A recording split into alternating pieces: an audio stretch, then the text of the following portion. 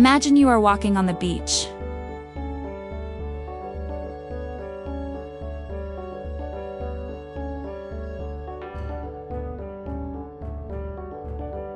A man suddenly collapses right in front of you. At first, you think he just fainted, but then you notice his body doesn't move. He's not breathing. There's no response. This isn't a faint. This is death starting, and you may be the only one who can buy him time. Now here's the big question. If this happened to someone you love, would you know what to do? Or would you just freeze and watch?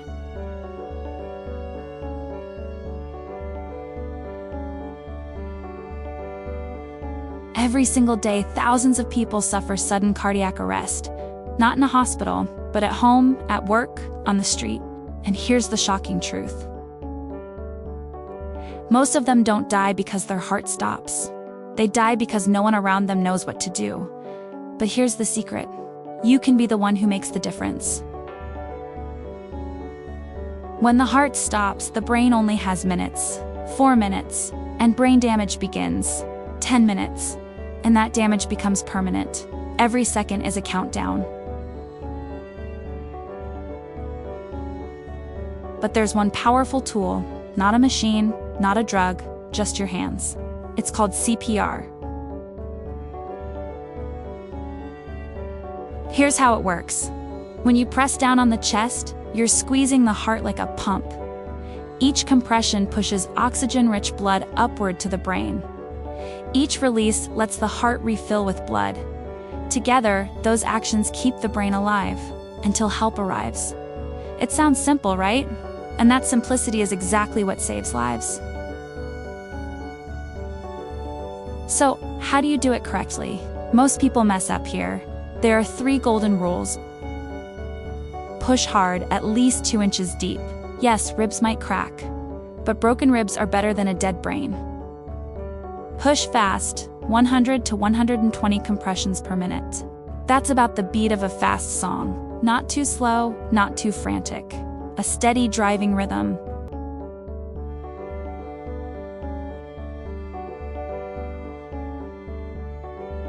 Don't stop. Every time you take your hands off the chest, blood flow drops to 0. It takes several pumps to build it back up again, so minimize every pause.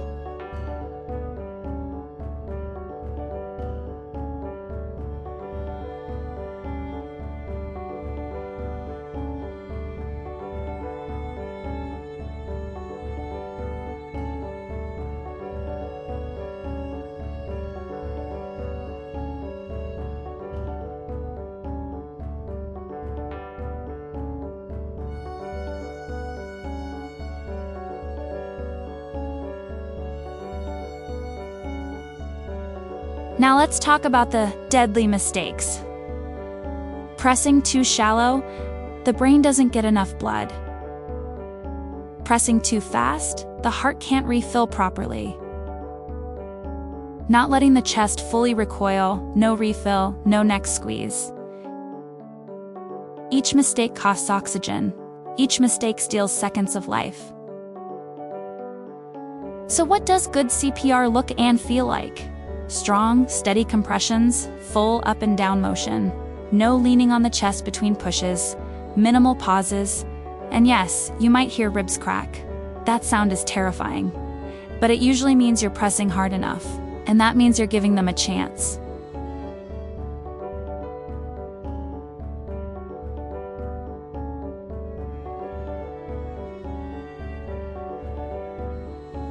Maybe you're thinking, but what if I do it wrong?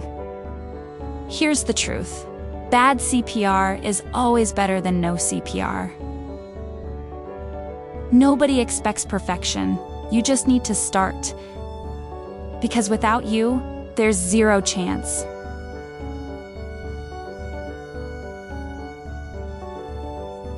So here's the quick memory guide.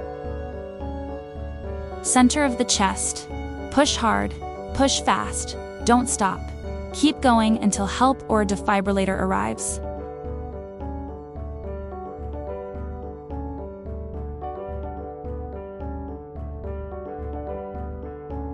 Now picture this again. Your loved one collapses in front of you. Your hands are on their chest. Every push buys them seconds of life. Every second is another chance. Remember, CPR doesn't restart the heart. It keeps the brain alive until professionals or a shot can finish the job. This isn't just a skill, it's a responsibility. So next time someone collapses, don't wait. Put your hands in the center. Push hard, push fast, don't stop.